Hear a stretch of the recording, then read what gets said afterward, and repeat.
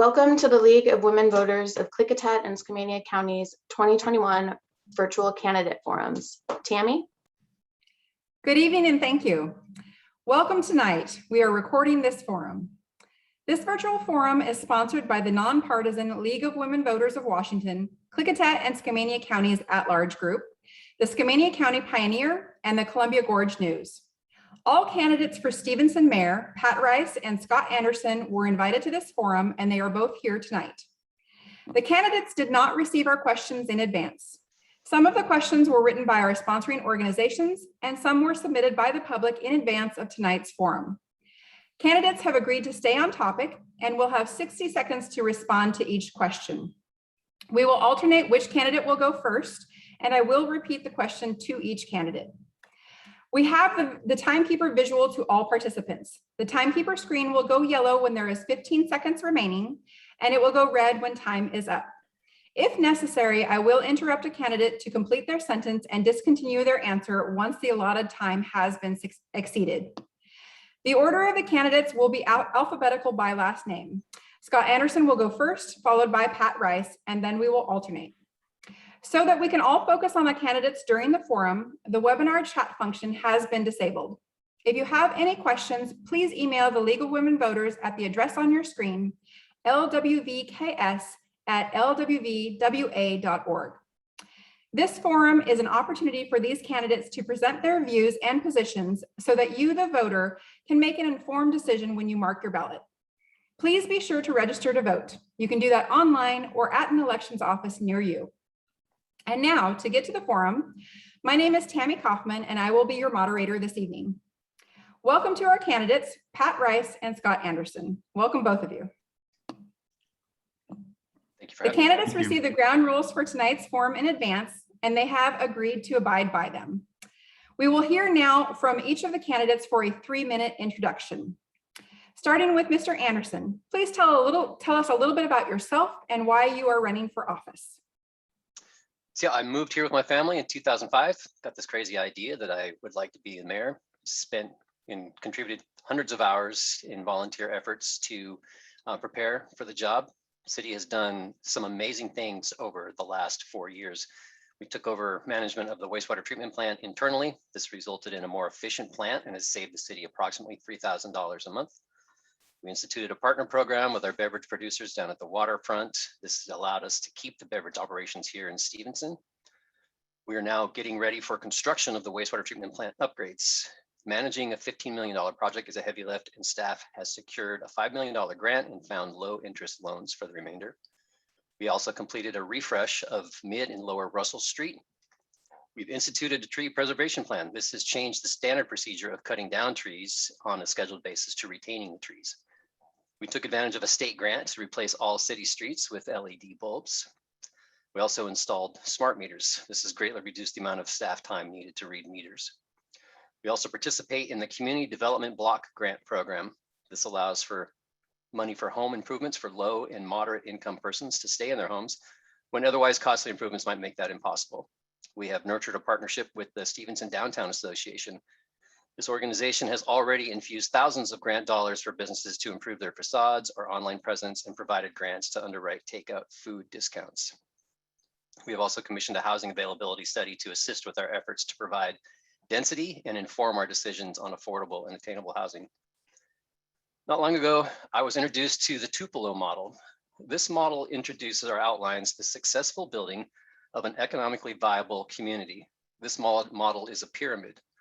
The bottom layer is a human development, which supports community development, which then leads to economic development, not the other way around.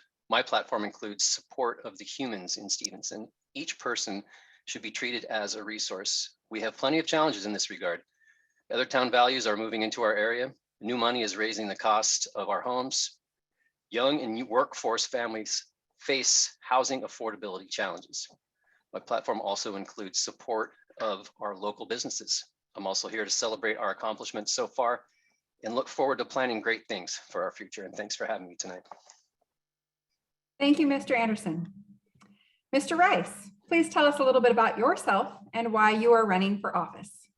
First off, I would like to thank the League of Women Voters for hosting this forum and also Mr. Anderson for agreeing to participate.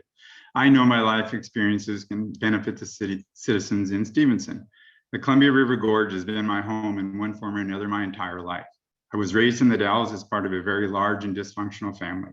While part of this family, I learned how to solve difficult problems. For example, to get out of this bad and abusive situation, I left home at 15.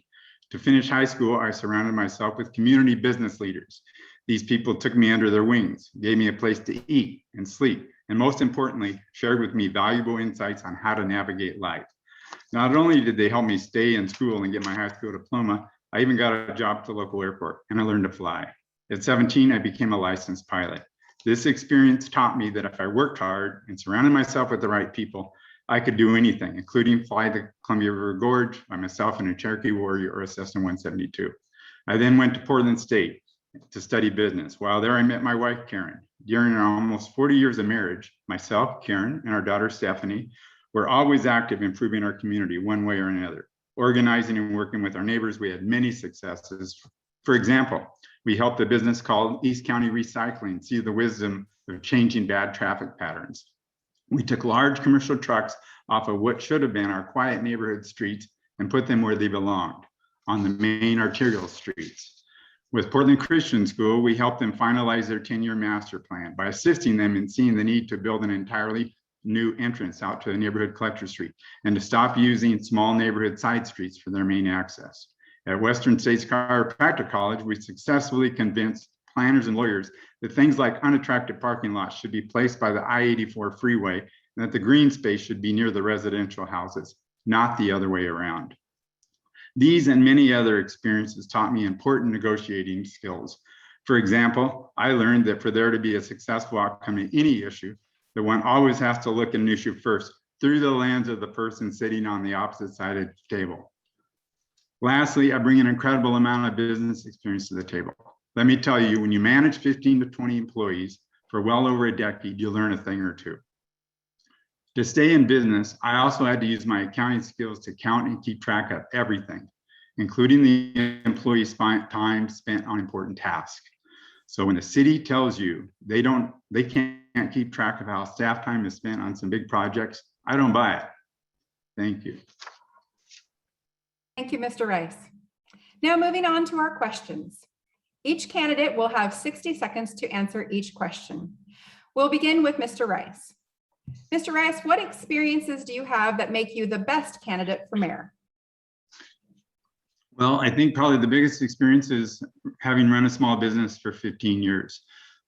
They're managing 15 to 20 employees and keeping track of things that most people in my business, for example, never kept track of. I sold fruit and they didn't keep track of their inventory of their fruit because they didn't think they could. So I knew from statistics and studying business that you could keep track of anything. So I use statistics to keep track of if you're selling something 3 different ways, most people think you can't keep track of it. Statistically, you can. So I was the only one in my business that did that. And also I approached business a different way, as I thought it was important to make it was important to keep track of the small things, the low-hanging fruit. And so I think oftentimes at the city, I don't see them watching the pennies. In business, I learned how to do that. So that is an important skill that is invaluable. Thank you, Mr. Rice. Mr. Anderson, what experiences do you have that make you the best candidate for mayor? Right after I moved here, when I decided that got this crazy idea that I'd like to be mayor, I wanted to make sure that my resume was as full as it possibly could be before I put my name in the hat to run for mayor. So among those 10 years, I served on the Stevenson Planning Commission, served on the Stevenson City Council, was part of and still part of the Stevenson Downtown Association. I was also president and member of the Stevenson Business Association. I participated in the rural development initiatives. This started out as a leadership class. I returned as a trainer and also served as a board member. I'm also participated in downtown comp plan meetings, started a business, was part of the Skamania Chamber of Commerce as a board member and as a president, really just immersing myself in all things Stevenson to make sure that I was prepared and as ready to lead this town as anyone could possibly be. Thank you. Thank you, Mr. Anderson. Moving on to our next question. This will be for Mr. Anderson.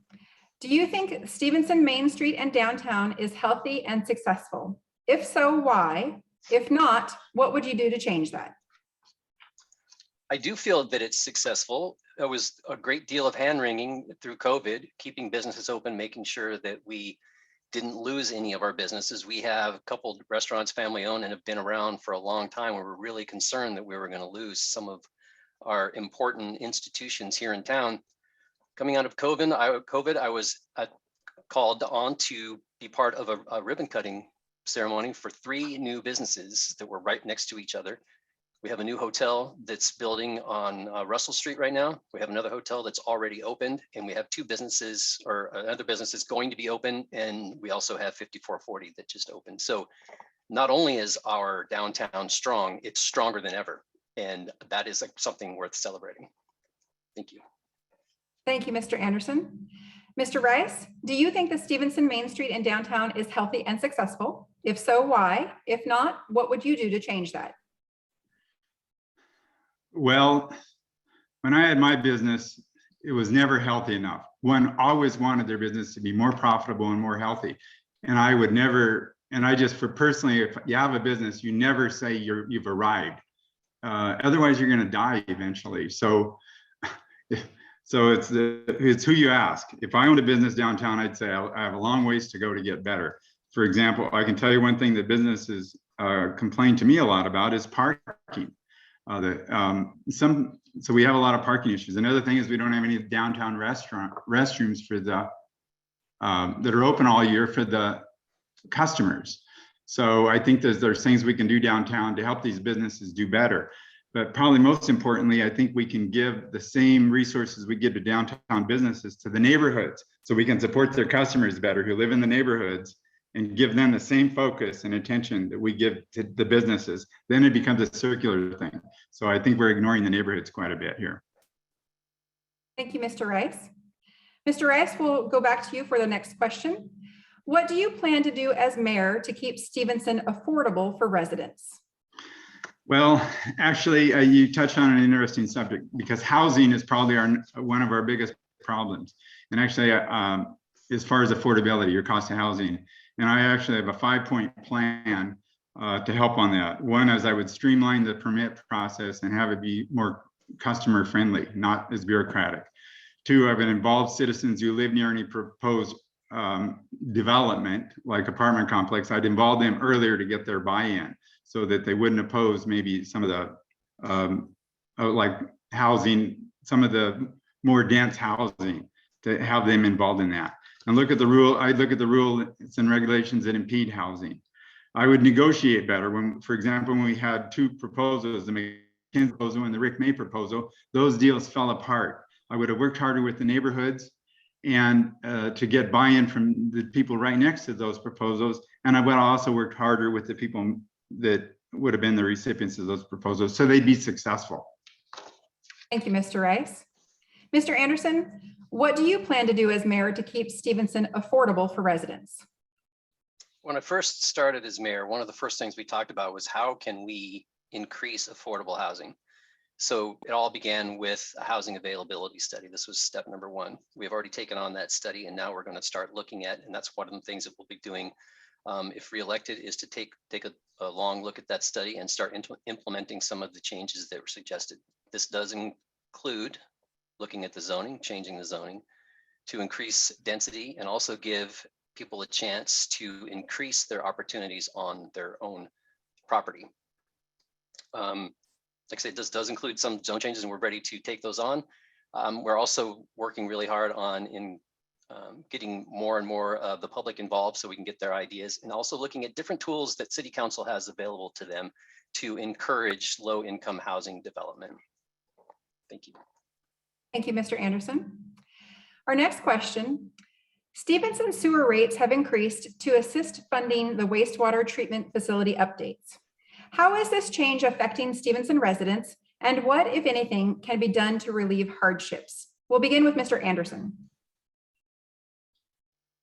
So yeah, this has been a topic of discussion. It's unfortunately the sewer rates were not increased in a manner that would help us provide improvements for our wastewater treatment plant. So we've had to play a quick game of catch up, and we've done some rate analysis.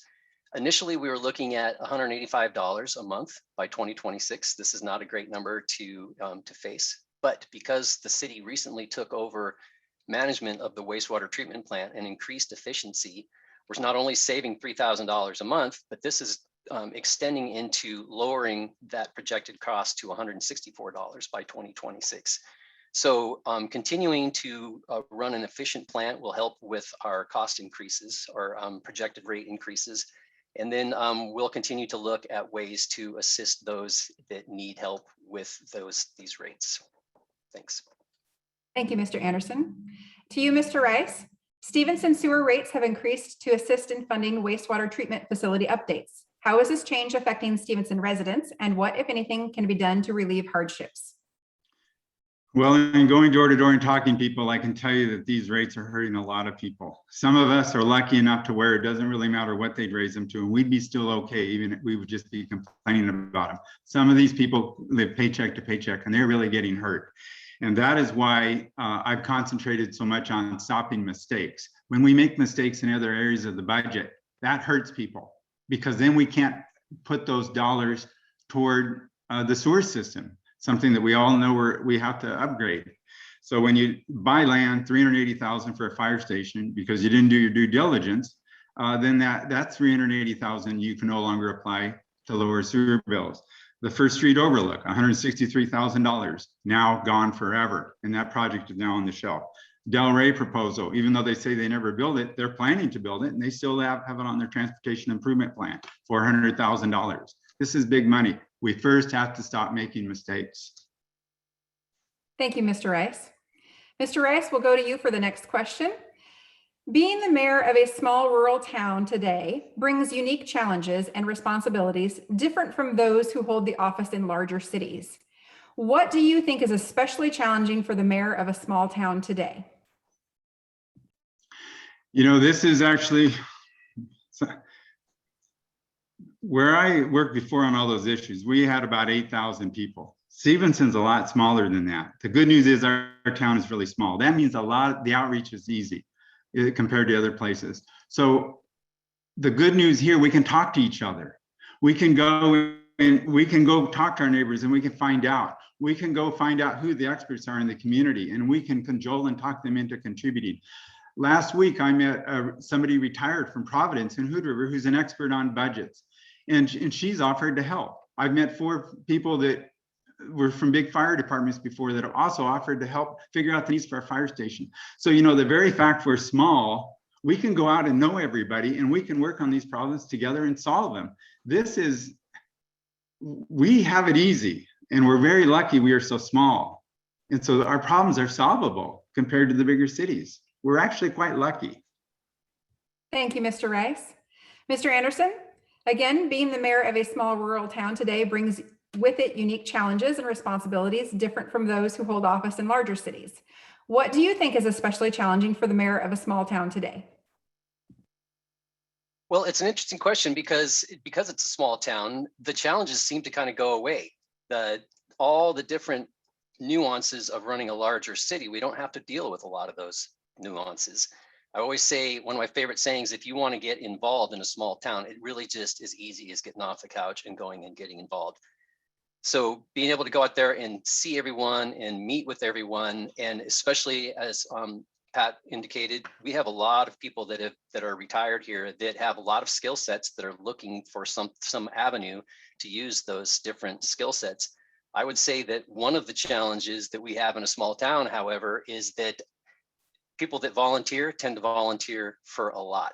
So finding an opportunity to spread ourselves across all of these different interests can be a challenge, but a small town does provide lots of opportunity to make things happen. Thanks. Thank you, Mr. Anderson. Mr. Anderson, we'll go to you for our next question. What do you think will be the most rewarding thing if you are elected mayor of Stevenson? Well, I've already done a rundown of the great things that we've already accomplished. We have a lot of plans, a lot of projects that are just starting to pick up some speed. And we've got a lot of things that we want to get done too in the next 4 years. So one of the things that I've been that I tell staff all the time is that we've got to make sure that as we're planning and looking ahead, we have to remember to look up. It's really easy to get blinders on. It's important to look up and make sure that you have a clear direction on where you want to go next. Having that direction and being ready to react when an opportunity presents itself is very important. So given another 4 years as mayor, we can continue to work on our projects and continue to take on the challenges and the exciting opportunities that we have that are waiting for us over the next 4 years. Thanks. Thank you, Mr. Anderson. Mr. Rice, what do you think will be most rewarding if you are elected mayor of Stevenson? To help other citizens realize that this is their town, not 5 or 6 people that have habitually been on these councils unopposed for years, the same people, to have them realize that the problems in their neighborhood that they can fix, and that the city government is theirs. It's not other people. They are the city government. I recently met a couple in one of the neighborhoods, and they were about 85, and they were they says, we don't go to meetings anymore. We were told a long time ago that if we didn't like something, to sell our house. You know, and that was really sad to me. And I spent the whole time I was with them to say, no, that's not true. This is your city, and we can do this together. And there's a big disconnect. A lot of people unhappy with city government right now in Stevenson, and having them realize that no, it doesn't have to be that way. That they can take City Hall back, and that is what is going to happen. Thank you, Mr. Rice.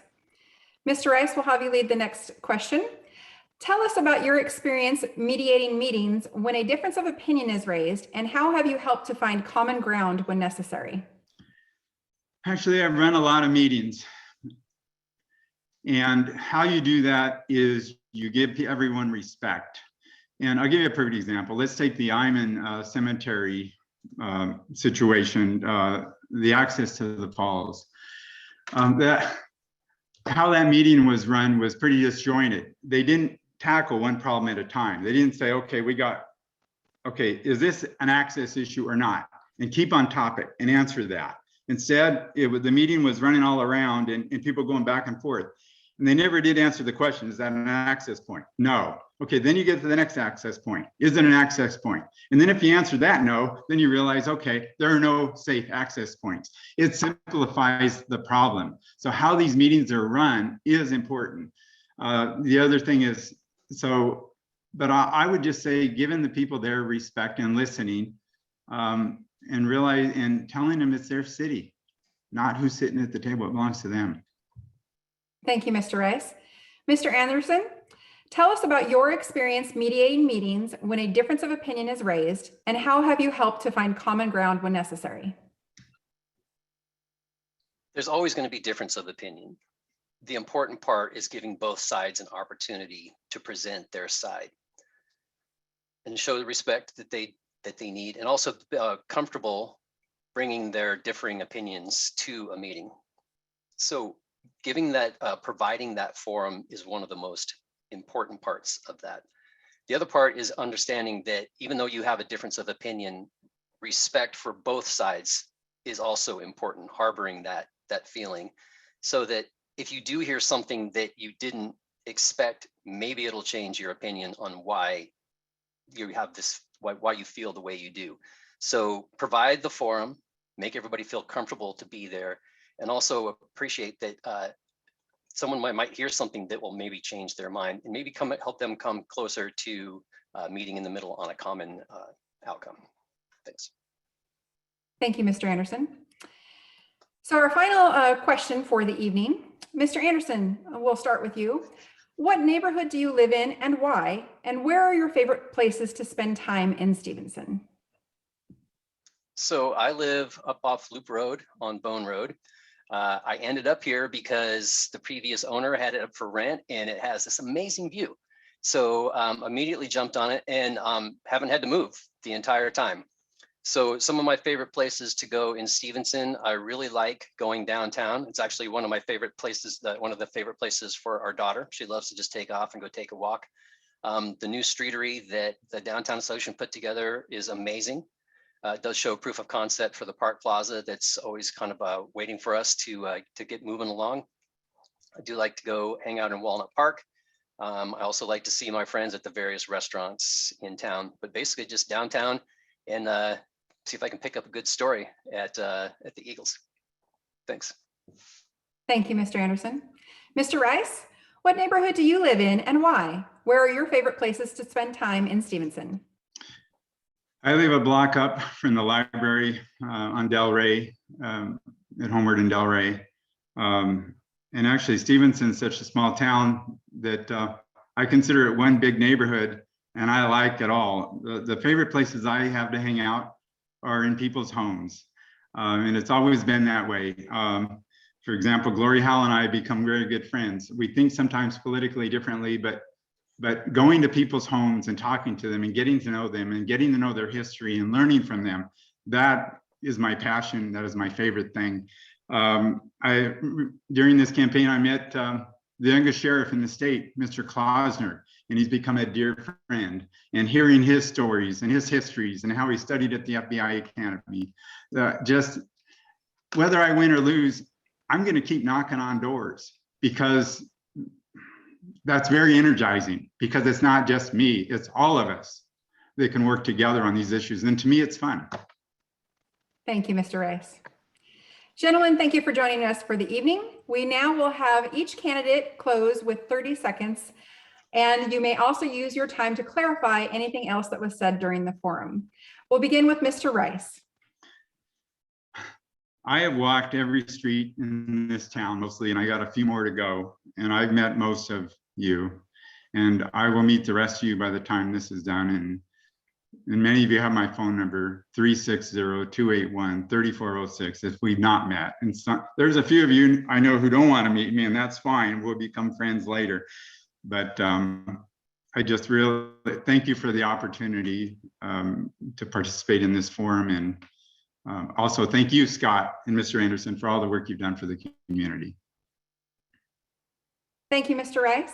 And Mr. Anderson, you have 30 seconds to conclude. We have a lot of great things going on. We have a very bright future. I was here tonight to celebrate our accomplishments, and again, really look forward to the opportunities that we have in front of us. I'm a firm believer in the human aspect of our town, finding some ways to make sure that they are uplifted and given the opportunity to succeed. So, and also local businesses deserve our support in making sure that they continue to stay as strong as they can be and make it downtown the jewel that it can be. Thanks for the opportunity, and thank you, Pat. That concludes our questions for the evening. On behalf of the League of Women Voters, thank you to both of our candidates for your participation tonight. Thank you, Mr. Rice. And thank you, Mr. Anderson. Thank you, and good night, everyone. Tonight's recorded coverage will be available on YouTube and on the League of Women Voters Facebook page. Be sure to head to 411.org if you need any other information, and please remember to mark your ballot and return it in time to be counted for the general election on November 2nd. Thank you all, and goodbye.